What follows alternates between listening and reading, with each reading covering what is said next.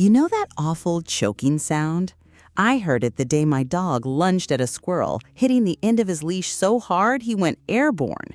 I panicked, bought 3 different harnesses from the pet store, and ended up with a tangled mess of straps that he absolutely hated.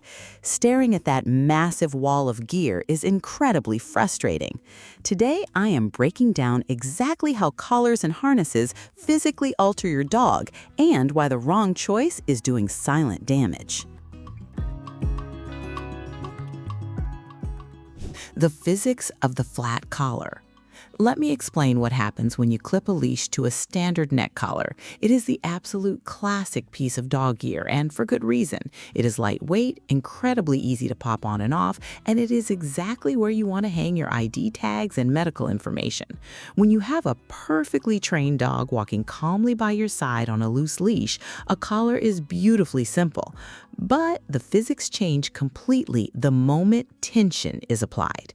When a dog pulls or when you yank back, 100% of that kinetic energy is concentrated into a 2-inch strip of fabric pressed directly against their throat. For a dog that walks nicely, control is completely manageable. But for a dog that wants to investigate every smell or chase every moving object, that concentrated pressure becomes a massive problem. The control you actually have over a pulling dog wearing a collar is surprisingly low because you are fighting their forward momentum using only their neck as a leverage point. The anatomical reality of pulling.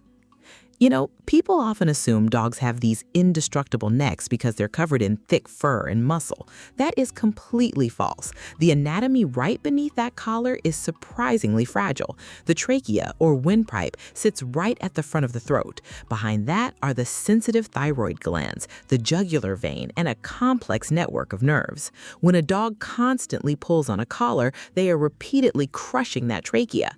Over time, this does not just cause that horrible hacking cough, it can lead to a permanently collapsed trachea, serious spinal injuries, and even vision problems. Yes, pulling on a collar significantly raises intraocular pressure in the eyes, which is terrible news for breeds prone to glaucoma. So when we talk about safety for pullers, a collar scores exceptionally poorly. It is a tool designed to hold information, not to act as a braking system for a 60-pound animal trying to get to a squirrel.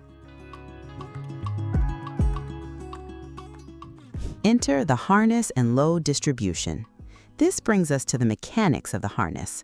A harness fundamentally changes how force is applied to your dog. Instead of wrapping around the fragile neck, a harness wraps around the chest and the rib cage. These are broad, bone-protected areas built to handle impact and pressure. When a dog lunges while wearing a well-fitted harness, the force is distributed evenly across the strongest parts of their body. The trachea is left completely untouched. This is why when we evaluate safety for pullers, the harness is the undisputed winner. It removes the physical danger of the walk entirely. But a harness does more than just protect the throat. It changes your mechanical advantage as the person holding the leash. The opposition reflex and steering control. If you have ever tried to pull a stubborn dog backward by their collar, you know they usually just dig their feet in and pull harder in the opposite direction.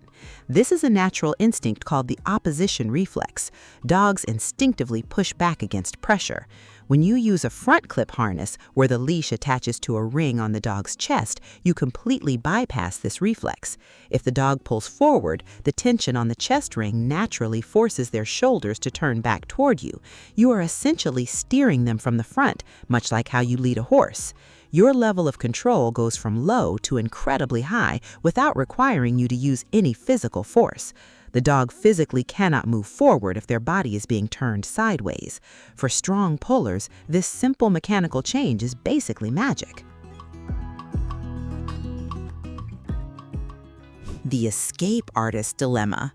We also need to talk about security. Some dogs are exceptionally good at slipping out of their gear. If a dog plants its feet and pulls backward, a standard collar can easily slip right over their ears. This happens constantly with nervous rescue dogs who get spooked by a loud noise, or with breeds that have heads narrower than their necks, like greyhounds and whippets. The escape risk with a standard collar is genuinely moderate to high, depending on the dog. A harness solves this problem through simple geometry. Because the straps go around the chest and behind the front legs, the dog is locked into a secure cage of fabric. Unless a harness is adjusted completely wrong, it is nearly impossible for a dog to back out of it. If you are walking near busy roads or dealing with a skittish dog, that low escape risk gives you absolute peace of mind.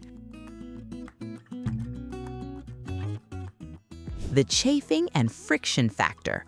But harnesses are not perfect, and we need to be honest about their downsides.